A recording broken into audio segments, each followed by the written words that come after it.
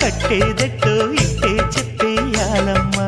చెట్టు పుట్ట చూసే వేళ తప్పేదెట్టయ్యా.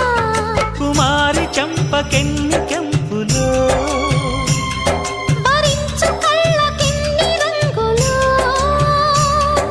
అహో ఇదెంత వింత మోహము, సొగసు చూడ హాయిరే తెలిసి నేడు ఇంత హాయి.